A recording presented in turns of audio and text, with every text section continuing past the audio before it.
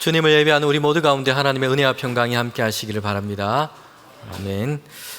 오늘 우리 함께 나눌 말씀은 성도의 몸 사용 설명서라는 제목으로 함께 하나님 말씀 듣도록 하겠습니다.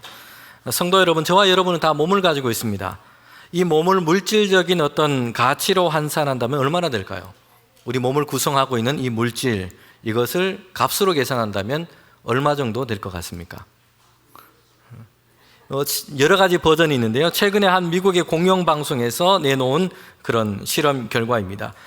우리 몸은 59가지 원소로 구성되어 있는데 그 중에서 6가지가 90% 이상 되는 그런 원소라고 합니다. 그런데 이 원소의 양을 따져서 가격을 산정했는데 얼마가 되었냐면 $168였습니다.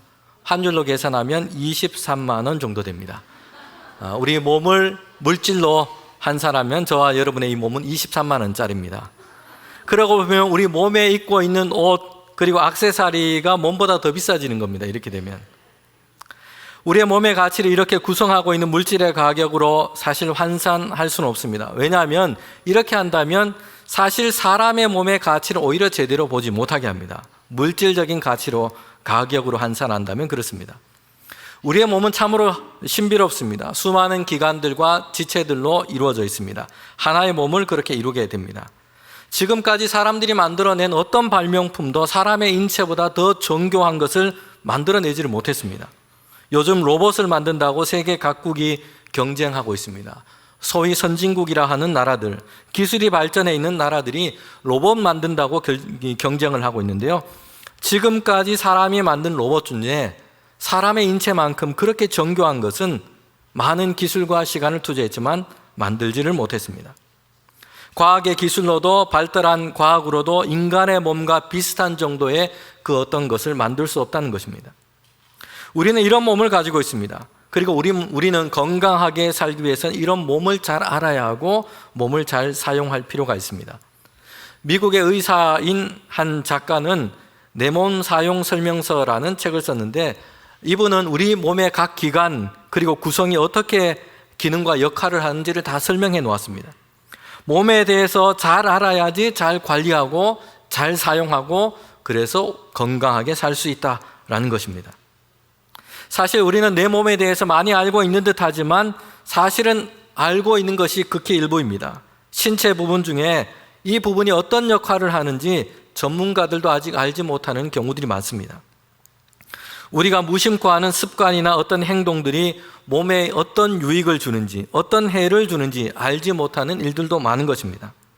이전에 몰랐지만 나중에 어떤 임상이나 실험을 통해서 그렇게 후에 밝혀지는 것들도 있습니다. 제가 지난 주간에 건강에 대한 한 신문 기사를 봤습니다. 이건 좀 내용이 좀 엉뚱하기도 하고 우습기도 했어요. 사람의 뇌 건강 또 치매를 대비하기 위해서 어떻게 주의해야 하느냐 이런 기사 내용이었습니다. 그런데 그 기사 제목이 이랬습니다. 코 함부로 파지 마라. 치매 위험이 올라간다 라는 것이에요. 코 파는 게 얼마나 시원한데 코 함부로 파면 안 된다는 것이요. 성도 여러분들도 남들 안 보실 때 코를 파시죠? 지금 아니신 것 같지만 성인들의 91%는 남 안 보는데 다 코를 판다고 합니다. 그러니까 여기 계신 분 아닌 척하지만 10명 중에 9명은 다 코를 파고 계신 겁니다. 이렇게 코를 파는 이야기가 제가 설교 중에 하는 이유가 있어요. 제 설교를 들으면 졸리다는 분들이 계셔가지고 제가 이렇게 노력을 하고 있는 겁니다, 지금. 아무튼 이렇게 코를 파면 코에 있는 세균이 후각기관으로 전달되고 침투하게 되고 뇌로 침투되는 이런 확률이 많아진다는 것이에요. 여러분, 이것은 그냥 이 몇몇 사람들이 그냥 내놓은 의견이 아니고요. 호주의 한 대학에서 한 연구 결과이고 국제 학술대의 학술지에 실린 내용이기도 합니다. 코를 파면 세균이 후각신경에 그리고 뇌에 침투할 확률이 높아지고 그래서 알츠하이머 병이 걸릴 위험이 높아진다는 것이에요. 우리의 몸을 이렇게 잘 이해하는 것이 필요하고요. 바르게 사용하는 것이 필요합니다. 그래야지 건강을 유지할 수 있습니다. 그런데 신자인 우리는 한편에서 성경과 신앙의 관점에서 우리의 몸을 생각해 봐야 합니다. 우리의 몸은 하나님이 주신 것입니다. 하나님의 피조물이에요. 이것은 처음 인간 아담에게만 해당되는 것이 아니에요. 성경에 보면 하나님께서 아담을 창조하셨다 말씀하고 있어요.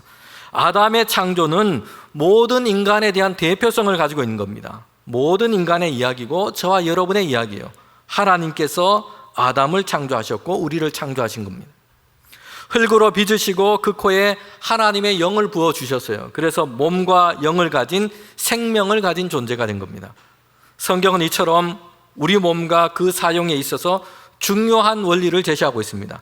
하나님께서 우리에게 몸을 주셨고 생명을 주셨다는 것이, 신자는 그 몸의 의미와 사용에 있어서 하나님과의 관계 안에서 생각해야 합니다. 오늘 특별히 몸의 사용을 설교의 주제로 삼게 된 이유가 있습니다. 고린도전서의 본문에 보면 여기에 대해서 말씀하고 있기 때문이에요. 제가 임의로 생각나서 한 것이 아니라 오늘 본문은 고린도 교회 안에 있는 큰 시험과 문제를 얘기하고 있는데 거기에는 성도들의 몸의 사용에 대한 문제를 볼 수 있습니다. 그들이 지금 몸을 잘못되게 사용하고 있고 음행하는 일이 그들 가운데 있었던 겁니다. 바울은 2차 전도 여행 중에 있습니다. 그때 고린도에서 복음을 전했고요. 1년 반 동안 이 고린도라는 도시에서 하나님의 말씀을 가르치고 교회를 세웠습니다. 그리고 이제 다른 곳으로 떠나서 에베소라는 곳에 가서 거기에서 하나님의 말씀을 전하고 강론하고 있습니다. 그런데 앞에서 사역을 했던 이 고린도 교회에서 들려오는 소식이 있어요. 교회 안팎으로 여러 가지 어려움을 맞이하고 있다는 것입니다. 그 중에서 오늘 본문은 정말 강하고 격정적으로 이 문제에 대해서 얘기를 하고 있어요. 고린도 교회 안에 음행이 있었던 일이었습니다. 고린도전서 1장 앞부분 5장 1절 앞부분에 이렇게 말씀합니다. 너희 중에 심지어 음행이 있다 함을 들었으니 그런 음행은 이방인 중에도 없는 것이다. 여러분, 이것은 참으로 참담하고 기가 막힐 그런 소식인 것입니다. 바울은 먼저 고린도전서 1장부터 4장까지 많은 분량으로 교회 안에 일어나는 다툼과 분쟁에 대해서 얘기했습니다. 그런데 고린도 교회의 이 어려움은 거기에만 그치지 않았던 것이요, 산 넘어 산이었어요. 성도들의 삶을 위태롭게 하는 이런 어려움, 심각한 문제가 있었는데 그들 중에 음행이 있었던 것입니다. 여러분, 음행이라고 하는 것은 성적인 타락을 얘기합니다. 음행이라고 하는 이 성경의 헬라어 단어는 포르네이아라는 이 단어입니다. 여러분, 이 단어를 들으면 연결되는 단어가 있죠. 포르노라는 단어가 여기서 나온 겁니다. 음행은 성적으로 부도덕한 행위와 관계된 것을 포괄하는 단어입니다. 이런 음행이 고린도 교회 성도들 중에 있었던 겁니다. 그런데 이런 음행과 성적인 타락은 교회가 있었던 고린도라고 하는 도시의 모습이기도 했습니다. 고린도전서를 강의하면서 첫 번째 시간에 고린도라는 도시가 가지고 있는 특징, 그 배경에 대해서 제가 말씀을 드렸습니다. 그 중에 하나가 도시가 가진 성적인 타락상이었습니다. 당시 헬라와 로마 문화 안에서 크게 번성했던 거의 대부분의 도시들이 이런 특징을 가지고 있었습니다. 고린도라고 하는 도시 안에는 여러 개의 신전이 있었는데요, 그 중에서도 아프로디테라고 하는 이 여신을 섬겼던 이 신전이 언덕 위에 도시의 중앙 가운데 있었습니다. 그 규모가 대단히 컸어요. 여기에 일하는 여사제만 1000명이 넘었습니다. 그런데 이 여사제들이 주로 했던 일이 무엇인지 아십니까? 여사제들이 했던 것은 종교적인 의식이라는 미명하에 몸을 파는 매춘이었던 겁니다. 그러니 고린도라는 이 도시는 성을 파고 사는 일이 금기시 되지 않았던 이런 문화였습니다. 사람들은 여기에 대해서 어떤 심각한 문제의식조차 별로 느끼지 못했던 것이요, 이것이 하나의 문화적인 형식, 그 도시의 배경과 풍습이 된 겁니다. 이런 일에 대해서 죄니 타락이니 이런 저항과 거부 반응조차도 사람들에게 별로 보이지 않는 이런 곳이 되어버린 겁니다. 특별히 고린도는 성적 그 타락상이 다른 도시에 비해서 더욱더 심각했던 것이에요. 그 당시 사람들은 고린도 사람 같다, 고린도화 되었다, 이런 관용적인 말을 쓰기도 했습니다. 그런데 이 말의 뜻은 좋은 의미가 아니었어요. 성적으로 문란하고 부도덕한 행동을 하는 사람, 이 사람을 가리켜서 고린도 사람 같다, 이렇게 그 당시 사람들이 얘기했다는 거죠. 그러니 고린도라고 하는 이 도시가 얼마나 성적으로 타락이 심각한지를 단적으로 보여주고 있습니다. 성도 여러분, 그런데 어떻습니까? 오늘 이 고린도의 모습은 오늘 우리 시대의 모습과도 문화와도 연장선상에 있습니다. 성이 상품화된 시대에 우리는 살고 있습니다. 사람들의 관심과 욕망을 자극하고 끌어내기 위해서 성이라는 이 자극제를 사람들은 사용하고 있어요. 이것이 사회와 문화 전반에 일반화된 현상입니다. 여러분, 영화나 상품 광고하는 거기에 보면 간접적으로 때로는 직접적으로 성적인 어떤 코드와 자극을 거기다 심어 놓았어요. 핸드폰이나 전자제품을 광고하는데 왜 잘생긴 남자가 나와서 셔츠를 풀어 제키고는 근육질 몸매를 자랑하면서 광고를 하고 있어요. 여성들은 지나치게 짧은 옷과 몸매가 드러나는 이런 옷을 입고 몸매가 다 드러나는 옷을 입고는 음료수 광고를 합니다. 광고하는 상품과는 직접적인 관계가 없어요. 그런데 많은 광고에서 성적인 욕망을 자극하는 이런 것을 다 담아내고 있다는 거죠. 인터넷과 온라인에도 이런 종류의 메시지들이 계속해서 쏟아지고 있습니다. 스팸 메일로 이상한 광고 메일이 무작위로 사람들에게 지금 뿌려지고 있어요. 연령과 관계없이 어린아이들도 일반적으로 사용하는 인터넷 포털 사이트에 보면 구석이나 하단에 성인 만화, 성적인 가십거리가 되는 기사들을 다 연결시켜 놓고 있습니다. 표현의 자유, 성적 자유라는 말로 간음과 음행과 동성애를 포장해 버린 것이에요. 그래서 고리타분한 구습에서 벗어나고 진보된 현대인의 삶의 양식인 것처럼 그렇게 선전하고 있는 겁니다. 여러분, 바울 시대의 고린도뿐만 아니라 오늘 우리의 도시에도 이런 문화가 사람들의 생각과 생활과 정신을 지배하고 있는 것입니다. 고린도라는 도시 문화 속에서 이런 성적인 음란과 타락이 이렇게 만연해 있습니다. 그런데 바울이 오늘 말씀에서 심각하게 생각하고 단호하게 다루는 것이 있는데요. 고린도라는 도시가 이렇다, 이것을 지금 얘기하고 있지 않고요. 바울은 직접적으로 격분해서 다루고 있는 문제는 교회 안의 음행이었던 것입니다. 성적인 타락의 모습이 그대로 교회 안에 들어와 있고 성도들 안에 있었던 것이에요. 바울의 초점은 우선적으로 교회 안이었고 성도들을 향해 있는 것입니다. 그럼 여기에는 바울이 교회와 성도들을 향한 대전제가 있습니다. 신자와 교회는 세상 가운데 있지만 세상과 같아져 버리고 세상을 따르고 닮아가서는 안 된다는 것이에요. 우리가 바다를 보면 배가 떠 있습니다. 배는 바다 위를 항해야 합니다. 배가 있어야 할 곳은 당연히 바다입니다. 배가 산 위에 있으면 이상한 것이죠. 바다에 배가 배의 역할을 할 수 있습니다. 그런데 배 안에 바다가 들어와 버리면 어떻게 됩니까? 배 안으로 바닷물이 들어와 버린다면 어떻게 될까요? 배는 침몰하고 맙니다. 그 경계를 잘 지켜야 하는 것입니다. 배는 바다에 있지만 바다에 구분되어 있는 것입니다. 여러분, 교회와 신자는 이런 존재와 같습니다. 세상에 있어요. 세상에서 그 역할과 사명을 하는 것입니다. 그런데 세상이 교회와 신자 안으로 들어와서 지배해버린다면 침몰하고 마는 것이에요. 이것을 세속화라고 하는 것입니다. 교회의 세속화는 대단히 심각하고 위험한 일입니다. 교회가 주님의 교회됨을 잃어버리게 합니다.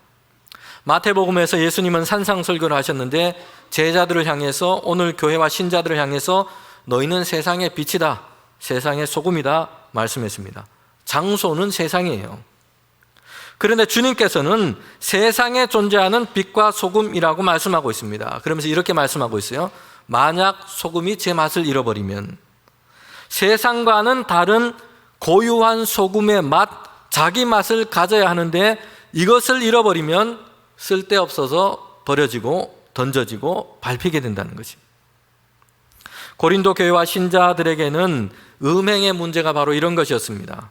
고린도라는 도시의 죄악된 문화, 삶의 모양이 성도들에게 그대로 있었어요. 교회 안에 들어와 버린 것입니다. 바울은 지금 여기에 대해서 얘기하고 있어요.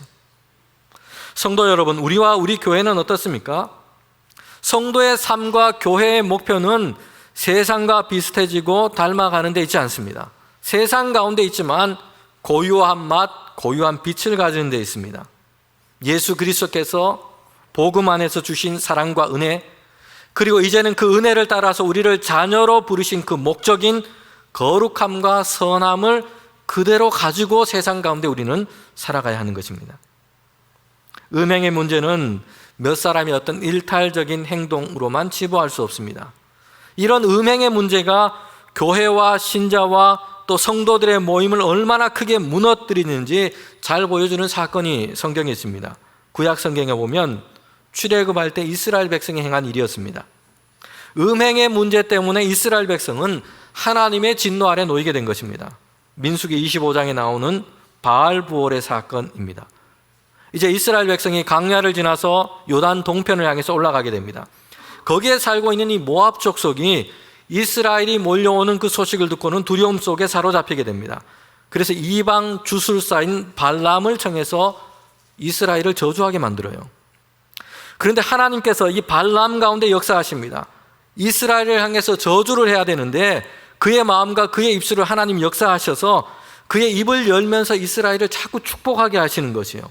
4번이나 이 일을 반복하게 한 겁니다. 그래서 모압 왕은 이제 안 되겠다, 다른 계략을 세우는데 그가 세운 방법이 뭐냐면 모압 여인들을 이스라엘 진영 가까이로 보내는 것이에요. 결국 이스라엘 남성들은 음행에 빠지게 된 것입니다. 그 음행에 넘어가서 결국 모압 여인들과 함께 우상 숭배까지 하게 되는 것이요. 여러분, 이것이 이스라엘 백성이 하나님의 진노 가운데 서게 된 사건이었습니다. 또 한 가지 예가 있습니다. 성경에서 우리는 가장 위대한 하나님의 사람으로 생각되는 인물이 있는데 다윗이에요. 그런데 이 다윗조차 무너지게 했던 사건이 있는데 바로 음행이었습니다. 다윗은 광야 중에서도 하나님을 찬양했고요, 많은 전쟁에서도 하나님을 의지하는 믿음으로 살아갔습니다. 그런데 그 다윗을 무너뜨렸던 것이 음행이었던 것입니다. 왕이 되었고 왕궁 위를 거닐다가 목욕하는 한 여인을 보게 됩니다. 자신의 부하인 우리아의 아내인 것을 알면서도 동침하게 됩니다. 이 음행으로 다윗이 하나님 앞에서 범죄하게 된 것입니다. 음행은 하나님의 백성이 지켜야 할 거룩함과 성결을 무너뜨리는 결정적이고 간교한 시험이 되는 것이에요. 음행이 들어오면 성적인 이 타락은 한 사람의 영성을 잠식합니다. 그리고 결국에는 함께하는 그 모임과 교회와 그 집단을 거룩과 성결을 잃어버리게 하는, 무너지게 하고 그렇게 많은 것입니다. 고린도 교회 성도들 중에는 예수 그리스도를 믿고 이제 성도가 되었습니다. 교인이 된 것이요. 그런데 이전에 그들이 살았던 삶의 모습, 그 옛사람의 모습 그대로 살아가는 사람이 있습니다.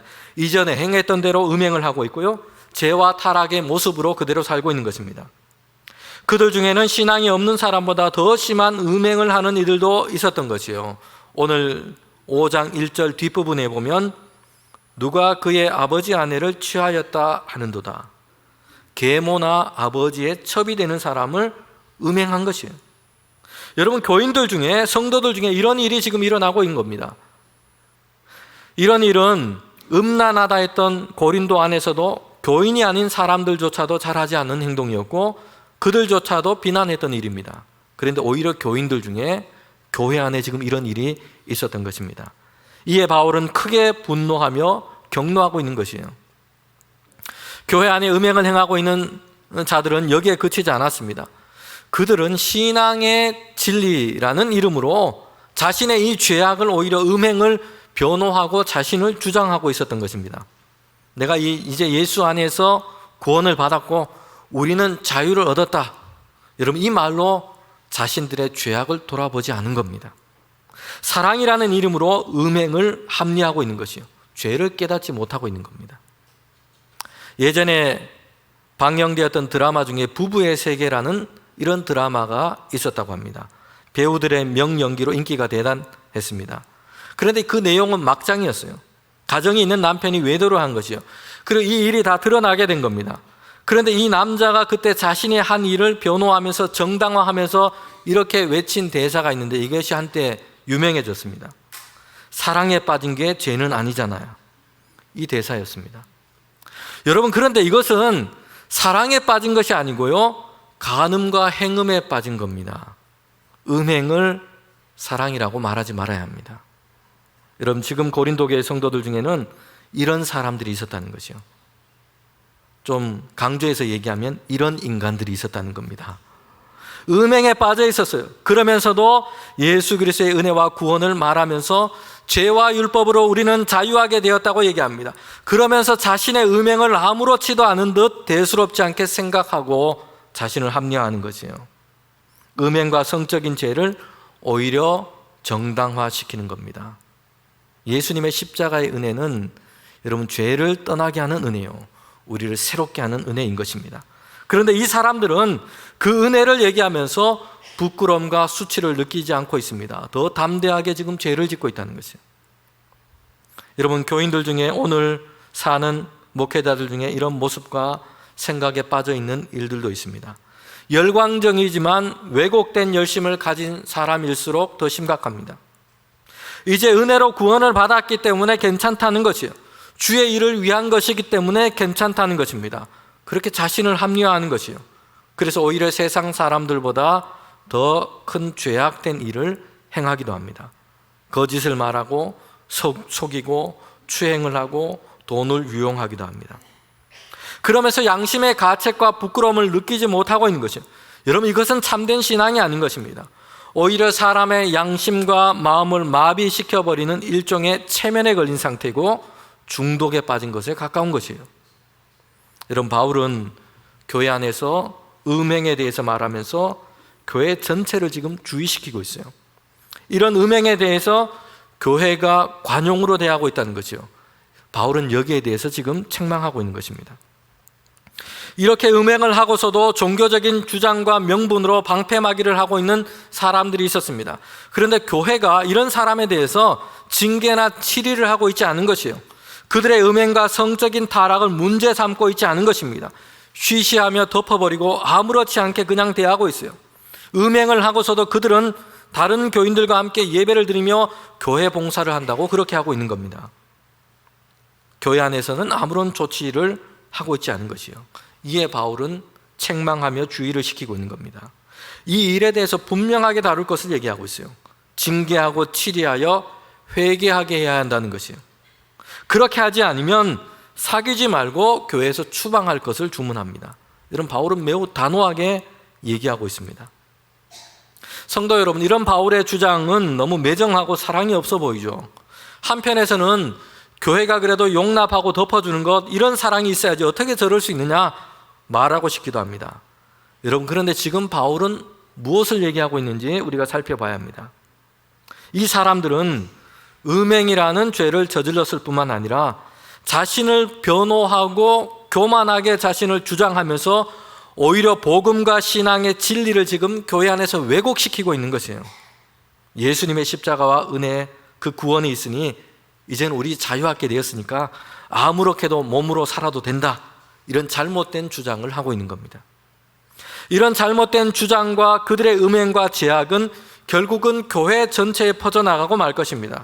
그리고 교회 전체가 붙들어야 할 거룩함을 잃어버리는 이런 일이 되고 마는 것입니다. 저와 여러분 모든 교인들은 완전하지 않습니다. 이것은 불가능한 일입니다. 사람은 누구나 죄에 빠지기 쉽습니다. 불완전합니다. 그러나 교회가 죄 짓는 자들을 향한 그 사랑은 감성적인 관용이 아니에요. 하나님의 말씀을 기준으로 바로잡는 사랑이어야 합니다. 악에서 건져 올리는 사랑이어야 합니다. 악으로부터 보존하는 사랑이어야 합니다. 예수님의 은혜로 주신 구원을 이제 거룩한 삶 위에서 감사함으로 올려놓을 수 있게 하는 그런 사랑이어야 합니다. 이런 바울은 이 일에 대해서 떡에 들어가는 누룩에 대해서 비유하고 있습니다. 고린도전서 5장 6절 하반절과 7절 말씀에 이렇게 얘기합니다. 적은 누룩이 온 덩어리에 퍼지는 것을 알지 못하느냐? 너희는 누룩이 없는 자인데 새 덩어리가 되기 위하여 묵은 누룩을 내어버리라. 우리의 유월절 양 곧 그리스도께서 희생되셨느니라. 제거하지 않으면, 잘못된 죄악들을 제거하지 않으면 온 덩어리에 퍼지게 된다는 것이죠. 전염성이 있습니다. 나중에는 그 전체를 지배하고 맙니다. 그래서 속히 이 문제를 처리하고 단호하게 다룰 것을 바울은 주문하고 있습니다. 그렇게 해야 교회와 성도들 안에 은혜를 따라 구원을 얻은 하나님의 백성인데, 이제 하나님의 부르심의 목적인 거룩함과 정결함을 향해서 교회와 성도들이 나아갈 수 있는 것입니다. 고린도교회 성도들 안에 이런 음행의 문제를 보면서 우리는 우리 몸의 사용에 대해서 생각해 봐야 합니다. 특별히 성적으로 혼란스럽고 질서와 기준이 무너져버린 이런 시대를 우리는 살고 있습니다. 고린도 못지않게 성적인 타락이 이 시대의 문화를 지배하고 있습니다. 여기에서 우리는 우리의 몸, 우리의 성을 어떻게 이해하고 성경적인 기준과 원칙을 우리는 세워가야 합니다. 우리는 성경을 통해서 볼 때에 성이란 죄와 타락의 산물이 아니에요. 하나님께서 주신 것입니다. 하나님께서는 천지를 창조하시고 남자와 여자를 창조하셨습니다. 먼저 아담을 창조하셨습니다. 남자를 창조하셨는데 혼자 있는 것이 좋지 않아 보였습니다. 성경에 보면 창조의 역사를 보면 하나님께서 창조하신 후에 좋다 다 감탄을 하셨어요. 그런데 창조의 역사에서 유일하게 좋지 않아 보인다라고 말씀한 게 있습니다. 아담이 혼자 있는 것이었어요. 그래서 하나님께서는 여자인 하와를 창조하셨습니다. 아담의 갈비뼈를 취하셔서 만드셨어요. 아담처럼 흙으로 완전히 독립된 개체로 만든 것이 아니라 아담의 갈비뼈로 창조하신 것입니다. 이것은 아담과 하와, 남자와 여자, 이 부부가 서로 관계 안에 있는 존재로 창조하신 겁니다. 인간이 죄를 지어서 타락하기 이전에 하나님은 남성과 여성을 창조하시고 그 사이에 친밀한 인격적인 관계를 주신 것입니다. 부부라고 하는 이 친밀한 관계 안에 여러분 성이 존재하는 것입니다. 그러니 하나님이 디자인하신 성은 남자와 여자인 이 부부 사이에 인격적인 관계와 친밀함의 기초를 두고 있는 것입니다. 히브리어로 야다라는 동사가 있는데 이것은 알다라는 뜻이에요. 구약 성경에 보면 하나님을 알다 여기에도 사용되고 있고요. 또 부부와 사이에서 알다, 이 야다라는 동사를 사용하고 있습니다. 친밀한 알을 뜻하고 있습니다. 이론이나 지식이나 학습된 알이 아니에요. 정서와 마음뿐만 아니라 몸으로 경험된 친밀한 관계 안에서 얻는 알을 뜻하는 것입니다. 성은 하나님께서 주신 선물입니다. 부부로 맺으신 남자와 여자는 이제 서로 친밀함을 이루어가고 서로 인격적인 관계로 하나가 되어 가야 합니다. 여러분, 거기에 주신 중요한 선물이 성인 것입니다. 성경은 성을 거부하는 금욕주의를 강조하고 있지 않습니다. 오히려 남자와 여자가 합하여 한 몸을 이루어가는 부부, 가정의 원리에 대해서 말씀하고 있습니다. 성도 여러분, 그러기에 하나님이 주시는 성은 부부라는 사랑과 언약의 관계 안에 머물러 있어야 합니다. 이것이 하나님께서 주신 것입니다. 그러기에 혼전 또는 혼외에 있는 성은 여러분 음행입니다. 하나님께서 디자인하신 부부와 가정을 무너뜨리는 죄악이 되는 것입니다. 바울은 고린도 성도들에게 여러 번에 걸쳐서 우리 몸에 대한 대헌장을 밝히고 있습니다. 여기 계신 분들 중에 초등학교가 아니라 국민학교 다니신 그런 분이 계실 겁니다. 연령대가 좀 높으신 것이죠. 그때 보면 국민교육헌장을 외우고 암송한 경험들이 다 있습니다. 우리는 민족 중흥의 역사적 사명을 띠고 이 땅에 태어났다. 이거 암송하신 분들이 계시죠. 국민교육헌장은 교육의 큰 목적을 분명하게 하고 있습니다. 여러분, 이처럼 바울은 우리 몸에 대한 대헌장, 모든 윤리적인 조항과 상황들을 포괄하는 가장 중요한 원칙을 밝히고 있습니다. 이것이 우리 신자들에게 매우 중요합니다. 왜냐하면 우리는 시대마다 부딪히는 문제의 차이가 있습니다. 시대적인 상황이 조금씩 변하기도 합니다. 마주치는 일들이 다르기도 합니다. 그런데 여기에서 우리가 어떻게 해야 하느냐? 성경은 중요한 대원칙을 제시하고 있습니다. 우리 몸에 대한 대헌장인 것입니다. 고린도전서 6장 19절부터 20절 말씀인데 마지막으로 저와 여러분이 함께 이 말씀을 큰 소리로 읽도록 하겠습니다. 함께 읽겠습니다. 너희 몸은 너희가 하나님께로부터 받은 바 너희 가운데 계신 성령의 전인 줄을 알지 못하느냐? 너희는 너희 자신의 것이 아니라 값으로 산 것이 되었으니 그런즉 너희 몸으로 하나님께 영광을 돌리라. 아멘. 여러분, 여기서 바울은 이제 그리스도 안에서 하나님을 주로 고백하는 신자들은 우리 몸이 하나님께로부터 받은 것임을 고백하는 것입니다. 여러분, 그런데 태어날 때 하나님께로부터만 받은 것이 아니고요, 어떻다고 얘기합니까?